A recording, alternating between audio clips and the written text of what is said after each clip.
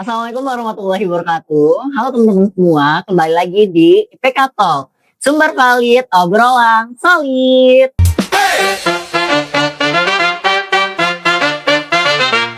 Nah, di episode 2 ini kita akan membahas mengenai literatur anak dan remaja. Nah, dalam hal ini tentunya aku gak cuma sendirian aja. Di sini aku udah ditemani oleh salah satu dosen hebat yang ada di Universitas Gigi Padang, dan sekaligus beliau merupakan pemilik penerbitan yang ada di Jogja, yang mana nama penerbitannya adalah penerbit Gorga. Halo Ibu, ini di sini kita sudah ada Ibu Dr. Yona Primadesi M.Hum. Halo Ibu, apa kabar? Halo, Siang. selamat siang. Gimana kabarnya Bu?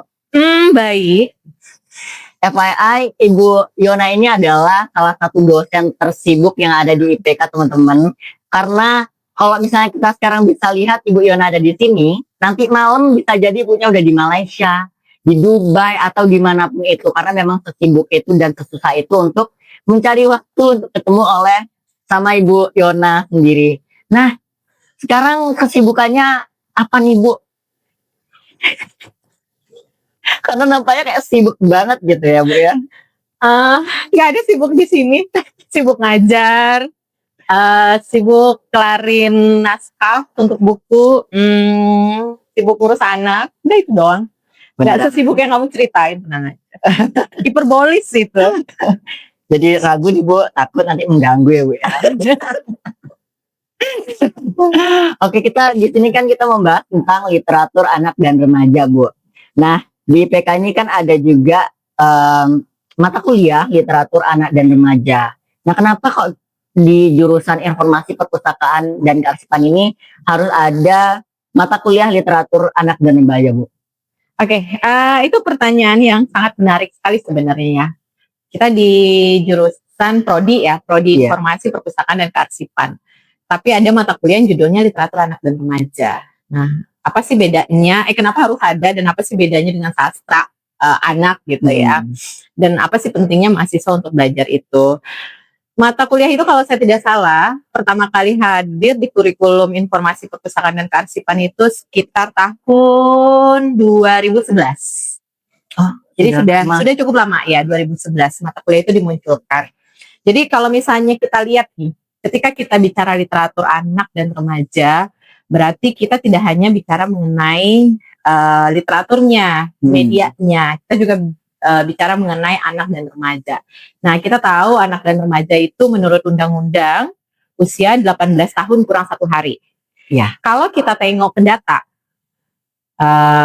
dari Badan Pusat Statistik Indonesia ya, di tahun 2024 jumlah anak dan remaja usia 17 tahun itu sekitar 80 juta jiwa. Itu yang pertama. Ya, cukup besar ya. Nah, yang kedua, kita tahu akses mereka terhadap sumber-sumber bacaan, sumber informasi selain dari keluarga, sudah pasti dari sekolah, perpustakaan sekolah. Nah, kalau perpustakaan sekolah berarti kita lihat data perpustakaan sekolah. Kalau SD itu jumlahnya di Indonesia ada sekitar 149.000. SMP itu sekitar 43 atau 44.000. Dan SMA itu sekitar 14.000 sekolah. Artinya setiap sekolah kan harusnya punya perpustakaan. Ya, benar sekali. Nah, berarti sekian banyak perpustakaan sekolah yang ada di Indonesia. Perpustakaan sekolah dikelola oleh siapa?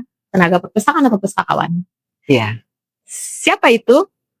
Ya, kalian-kalian nanti di Prodi.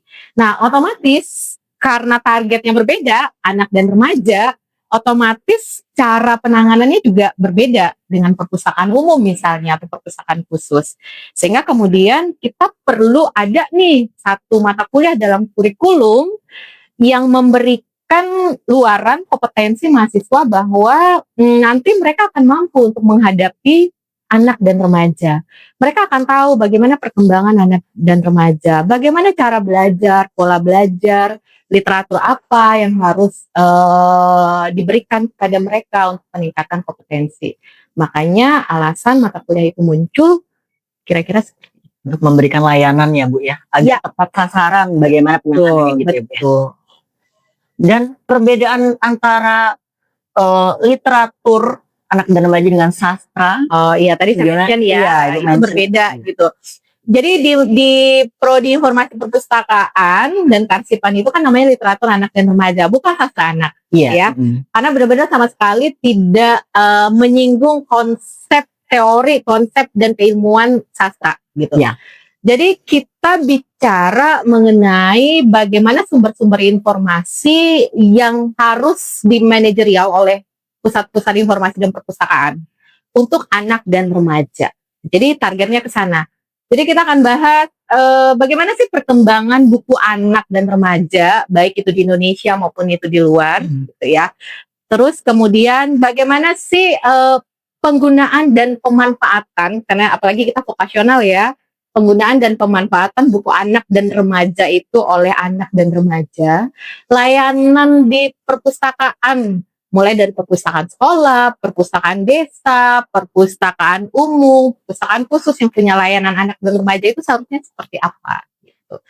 Nah, ini juga berhubungan dengan bagaimana peningkatan kompetensi literasi anak dan remaja. Jadi kita membahasnya di koridor itu, kita tidak membahas teori dan konsep sastra dalam koridor sastra anak. Gitu. Oke, Ibu tadi sedikit menyinggung tentang perkembangan buku anak Indonesia dan di luar gitu. Nah, bagaimana sih Bu perkembangan buku anak di Indonesia dan di luar? Apakah ada perbedaan atau ada impact yang lebih baik gitu Bu? Kalau bicara buku anak, kita nggak ngomongin anak doang ya, Iya. anak dan remaja, karena itu tadi. Pengkategorian buku anak dan remaja itu yang pertama sebenarnya sebaiknya bukan berdasarkan usia, tapi berdasarkan kemampuan membaca, mulai dari membaca gitu ya, membaca awal, membaca lancar, sampai kemudian membaca kritis. Jadi nggak berdasarkan usia.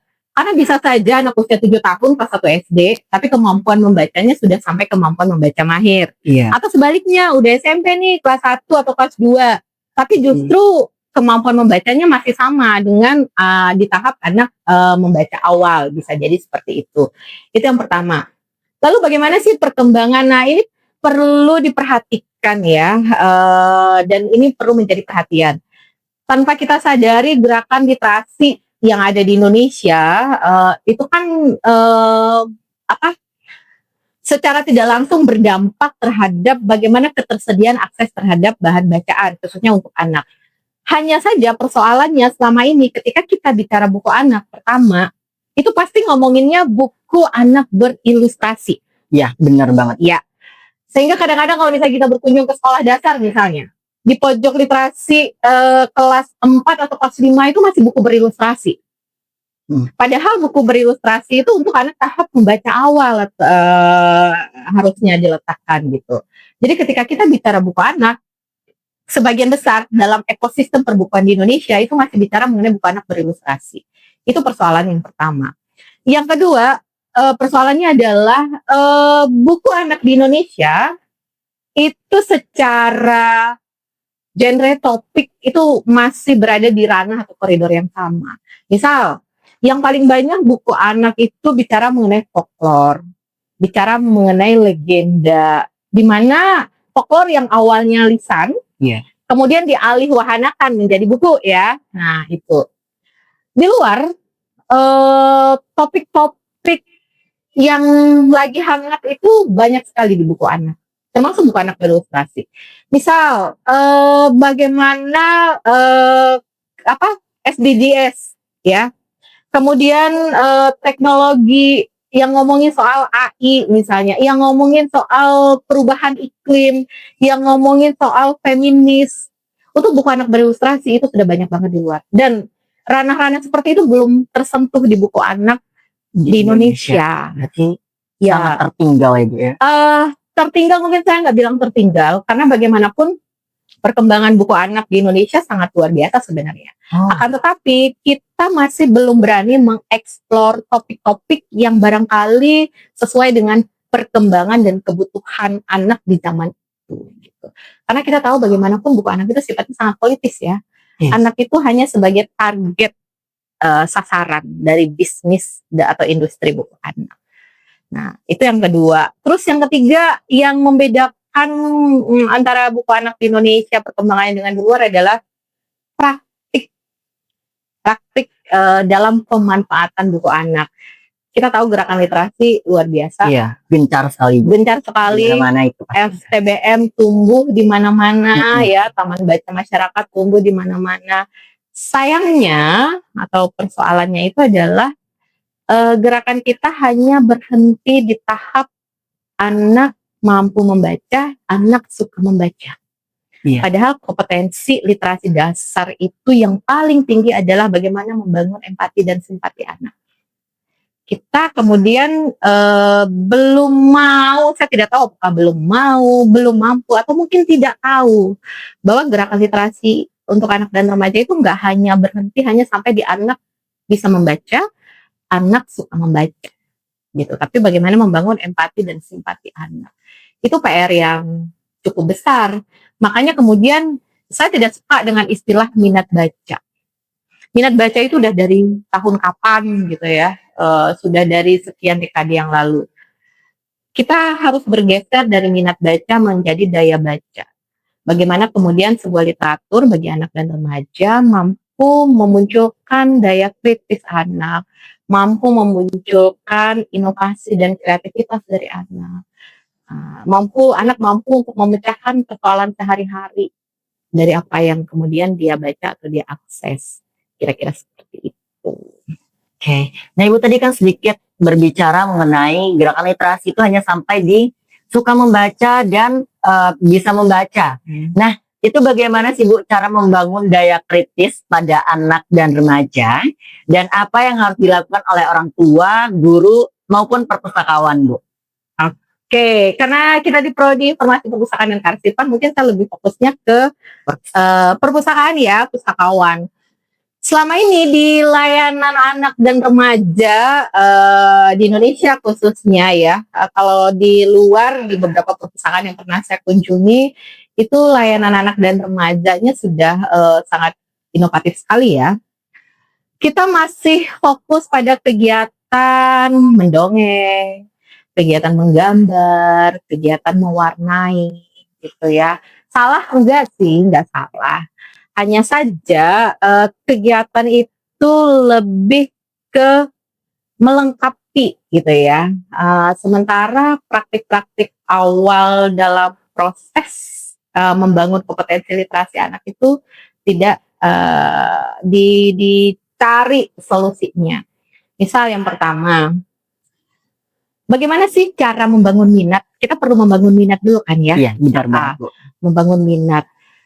Saya misal tiba-tiba saya lapar, terus saya disuguhi banyak makanan, tapi saya nggak suka, gitu. Mau banyak makanan, ketika saya tidak suka dan saya lapar, saya pasti berpikir untuk bacanya. Ya, apalagi ketika saya tidak lapar, gitu. Nah, begitu juga dengan buku. Bukunya kan banyak nih. Mau satu rak itu buku, tapi kemudian buku itu tidak membicarakan topik yang saya minati, atau anak tidak punya minat sama sekali untuk membaca itu, pasti tidak akan dibaca. Benar banget, Bu. Jadi persoalannya adalah internal di anak. Iya. Nah, yang bertanggung jawab untuk itu yang pertama adalah orang tua. Bagaimana kemudian orang tua mampu membangkitkan minat anak dan mengembangkan minat itu menjadi kebiasaan membaca. Nah, otomatis harus sesuatu yang benar-benar disukai oleh anak. Ya kan? Apa yang disukai anak? Otomatis orang tua. Bagaimana cara pendekatan agar anak suka dengan bahan bacaan, itu juga oleh orang tua. Jadi ada yang namanya kerangka ORIM namanya. Opportunity, ya, kesempatan yang diberikan, akses yang diberikan, reward yang diberikan itu sangat berpengaruh. Mencontoh, anak butuh figur misalnya. Iya. Maka jadilah orang tua yang tidak pegang handphone, tapi membaca buku di hadapan anak. Biasakan itu dulu. Itu kan contoh ya. Anak lebih gampang menyerap dari sesuatu yang dia lihat, yang dia dengar, ketimbang dari sesuatu yang diceramahin ke dia. Gitu. Nah, ekosistem seperti itu perlu dibangun. Jadi kalau misalnya hasil disertasi saya ada satu model komunikasi dalam praktik literasi anak, namanya Bona. Jadi Bona itu kita ngelihat backgroundnya dari anak, melihat originalitas anak, melihat negosiasi, baru bagaimana penerimaan anak. Jadi kita harus tahu dulu minat anak ini apa. Sebagai contoh, Kita nggak bisa nih kasih buku, nih kamu baca ini dong. Apa sih Bu? Pasti kamu bilang, kamu aja Iya. mahasiswa pasti ngomong gitu, apa sih Bu gitu ya. Tapi kemudian kita bisa mencari pendekatan yang berbeda. Nggak usah kita kasih buku. Ingat, anak paling suka sesuatu yang di luar batas kemampuan dia. Makanya dia suka superhero. Ya, Makanya dia suka cerita dewa atau sesuatu yang tidak tersentuh gitu kan. Karena itu wow dan luar biasa buat dia. Nah, mulai dari situ. Anak suka petualangan, cerita. Makanya anak butuh orang tua yang pembual, yang suka bercerita. Di Minangkabau kita sudah punya itu. Di Indonesia kita sudah punya tradisi itu. Gitu. Hanya saja kemudian karena pergeseran budaya akibat kolonialisme, kita lebih terbiasa dengan menulis gitu kan ya. Tapi that's okay. Nah, mulai kenalkan begitu. Sehingga anak tertarik nih. Oh, ternyata ada ya tokoh ini, ada ya cerita tentang ini. Gali terus rasa ingin tahu anak. Curiosity-nya perlu. Nah, dari situ, oh ini loh, ada loh ceritanya, ini bukunya. Coba kamu baca, sama nggak?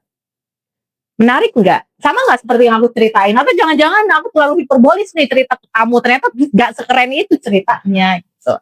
Nah, menumbuhkan minat. Lalu minat, kalau hanya berminat tapi tidak ada konsistensi, itu akan menjadi masalah. Jadi harus ada frekuensi membaca yang rutin. Jadi kasih aja dulu apa yang dia suka. Oh, dia suka misal superhero, kasih semua buku superhero, ceritakan semua tentang superhero. Sampai dia punya konsistensi untuk membaca. Udah kelihatan nih, oh ternyata dalam sehari itu dia pasti ketika mau tidur dia baca, ketika dia lagi nunggu jemputan dia baca, berarti sudah ada konsistensi. Ketika sudah ada konsistensi membaca, baru kemudian ditingkatkan kualitas bacaannya. Maksudnya gimana? Otak itu sama dengan tubuh. Untuk otak sehat, untuk tubuh sehat, kita butuh makanan yang sehat dan bergizi. Iya. Otak juga begitu. Kita butuh buku-buku yang benar-benar memperkaya, merangsang rasa ingin tahu. Artinya apa? Artinya level bacaan anak itu juga harus naik. Karena otaknya butuh itu gitu. Makanya saya sangat heran ketika di pojok literasi kelas 4 SD masih ngomongin, masih dikasih buku anak berilustrasi. Tanpa tahu anaknya butuh itu nggak sebenarnya gitu. Nah, peningkatan level kemudian juga didukung oleh ekosistem, contoh di keluarga atau di sekolah misalnya. Pernah nggak anak diajak untuk mendiskusikan secara terbuka buku yang dia baca? Selama ini contoh misal gerakan literasi sekolah, baca buku 15 menit. Kamu pasti ngalamin kan ya? Ngalamin banget. Terus evaluasinya apa? Kamu pasti disuruh bikin resume. Iya. Dibahas nggak? Enggak, sama sekali nggak dibahas, dan hasil tulisan kita tuh ya udah dibiarin cuma di tanda tangan doang. Jadi kami tidak tertarik untuk melakukan hal tersebut sebenarnya, Bu. Nah, itu. Jadi perlu ada evaluasi yang benar-benar interaktif, yang benar-benar merangsang rasa ingin tahu dan keberlanjutan dari kegiatan itu. Jadi ekosistem yang seperti itu yang seharusnya dibangun. Jadi bukan hanya perkara supply bahan bacaan, gimana sih akses bahan bacaan, enggak. Tapi setelah itu selesai dan saya rasa urusan supply dan akses itu sudah clear, baru kemudian membangun kompetensi yang lain. Nah, kompetensi yang lain ini yang seringkali terabaikan atau belum tersentuh oleh banyak kegiatan literasi di Indonesia. Itu sebabnya kenapa ketika tes PISA yang terakhir 2022 ya, itu nilai terendah, paling rendah itu 500. Indonesia kalau saya tidak salah itu di angka 371. Kalau misalnya kita lihat rapor pendidikan yang dikeluarkan oleh Kementerian Pendidikan Dasar dan Menengah gitu ya, yang paling tinggi memang rapor pendidikan di tingkat SD. Itu 61% kalau saya tidak salah. Tapi SMP, SMA itu SMP kalau tidak salah 59% dan SMA itu hanya 47 atau 46%. Mengkhawatirkan iya, dan itu PR kita bersama. Termasuk salah satunya calon pustakawan dan calon tenaga perpustakaan. Makanya perlu untuk belajar literatur anak dan remaja. Gitu. Oke, berarti literatur anak dan remaja ini sangat penting banget ya, Bu, untuk dikuasai oleh setiap orang tua, guru, dan juga perpustakawan. Nah, ini udah di akhir podcast saja, Bu. Jadi kami minta Ibu agar bisa memberikan kata-kata quote atau kata motivasi terkait dengan anak dan remaja ini, Bu. Udah siap belum? Jalan-jalan. Oke. Eh, apa ya kata motivasi ya? Saya paling susah kalau disuruh kasih kata motivasi. Apapun, Bu. Apapun. Oke. Untuk anak dan remaja ya, bukan untuk mahasiswa nih ya. Kami kan juga anak-anak, Bu. Oh, udah enggak 18 tahun enggak masuk anak dan remaja dong. Maksudnya kami juga anak dari orang tua. Gitu, Bu. Oke, ketika kita bicara mengenai literatur anak dan remaja, kita tidak hanya bicara mengenai koleksinya, kita tidak hanya bicara mengenai bukunya, tapi kita juga bicara mengenai anak. Jadi ketika kita membahas literatur anak dan remaja, kita juga harus paham anak itu seperti apa. Kita jangan menempatkan anak hanya sebagai target sasaran, gitu ya.